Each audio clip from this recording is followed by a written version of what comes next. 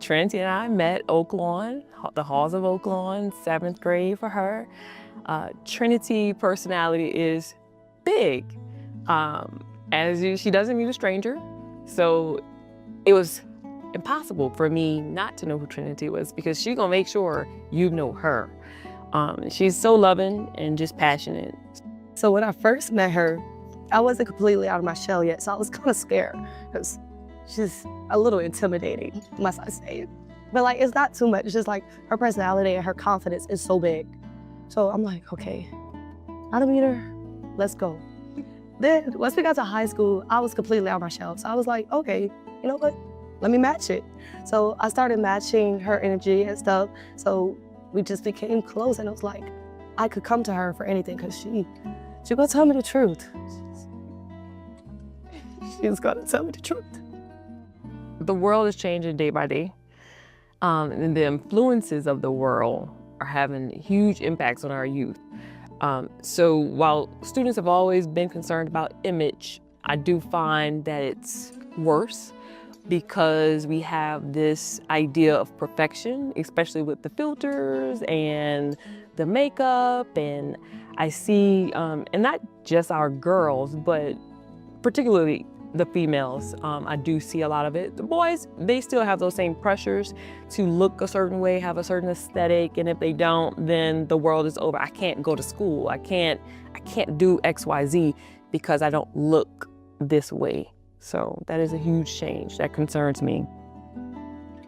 There's a lot that inspires me to do well in school and class, everywhere, especially my parents. My parents, they're like, if you mess up one time, okay, let's not make it a habit. But they're on me constantly. Come on, do well. You have to do well in school. You have to do well in life.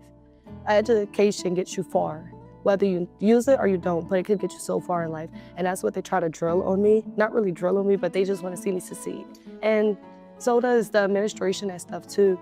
They do check-ins every once in a while. Let's see where you're at in school and stuff. And that helps a lot, so that way I know if I'm on the right path to going where I want to go. After I graduate from Eleanor, I plan on going to the Southern University of Baton Rouge to major in nursing to become a nurse practitioner.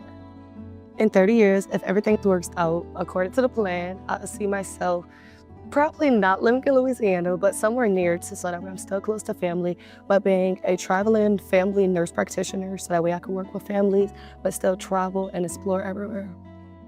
I jokingly say, especially when the pressure is on in education, that I'm about to retire and I'm going to be a fashion consultant because, as the kids say, Miss Spencer, you put that stuff on.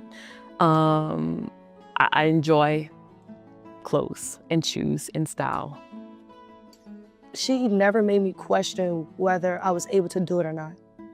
The only thing she made me question was, am I losing my mind by not putting myself forward to try hard enough to do what I want to do? She kept me on the right path.